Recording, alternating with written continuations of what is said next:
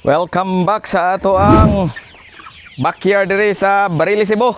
So karon guys, mao na ni ang week number 8 sa ato ang batch number 5. Tanawa sila guys, healthy kayo. Ayay, kusog kayo mang tuktok sa ato ang TL, no? Oh. Wa pa ni sila feeds kay gikan ni gidi-worm. Oh, mao na sila karon ang ato ang mga batch number 5, no? Dali ra kay ang panahon guys, no? Pila na to, pag February 11 siguro na ako gikuha kung ako nasayop. Karon is April 4 na. April 4 na in town pod. Dali ra gid guys tanan. Oh. So mauna ni sila ang ato ang May pohon nga harvest dere sa atong kuan.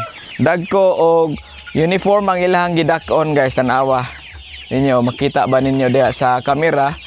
Oh, mga abdi kay sila buyag.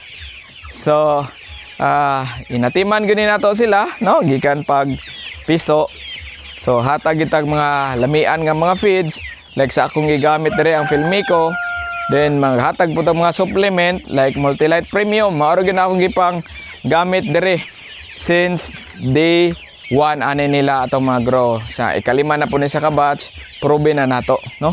Kalima pohon, mukuha na po ta. Kontak tagbalik ni Sir Joey, shout out Sir Joey sa Ilaya Agri Farm. Ato ta magkuhaan niya og piso, no? Sa katong nangutana, wala ta nag-breeding, no? Og mangingon ani, mopalit ra ko og piso, no? Dito sa Ilaya Agri Farm, pwede mo mopalit niya. Nasa minimum nga 500 heads. Di open na. Inigka piso ani, inighatch ani. Kung wa mo kakita na ko yung mga video na upload sa YouTube. By the way guys, na ta YouTube channel, no? Pwede ninyo i-visit ito, na dito ma-upload na ko una ang mga long form nga mga videos. No, na dito ang katong pagpisoan gikuha ni nako sila dito sa Ilaya Agri Farm, then kuan kanang na dito ang mga details kung ganahan mo makuha. Na ay ingon ani is 5 ang DOP is minimum sila og 500 tag 170 ang buok, no?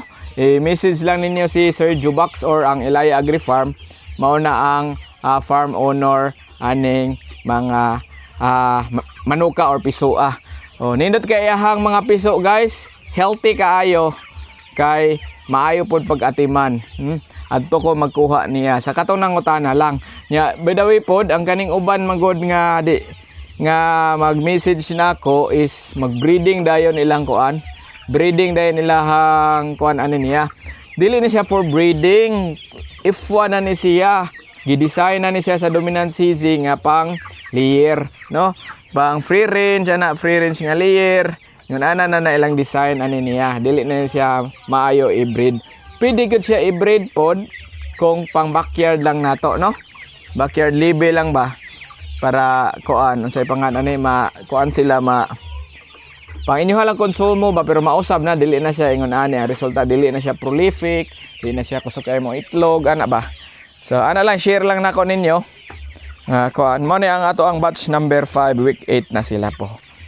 Pero tinan nilang dagkua guys, buyag, no?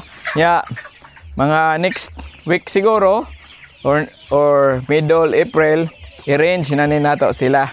Ato na ni silang pagalaon sa atong ranging area, no?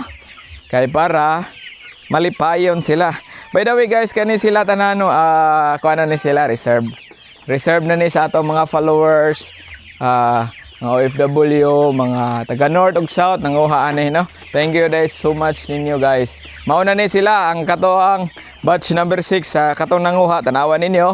So tagsa lang kay ko naka-update kay tagsara ko makari sa backyard na to, no? Oh, mauna ni sila, na deworm na ni sila guys. Na deworm na ni sila. Then fully vaccinated na po ni sila sa ako ang vaccine nga kuan. Uno man siguro ka buok vaccine akong gitiraan nila.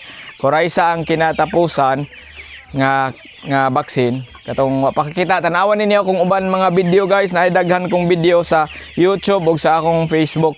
Naputay TikTok di ay, no? Sa katong wakahibaw da naputay TikTok. I-follow ko ninyo po sa TikTok guys, no? So mao na ni, nagkuan lang ko diri, nag-vlog lang ko para makita ninyo ang update sa ato ang batch number 5. Happy farming ninyo tanan og happy weekend.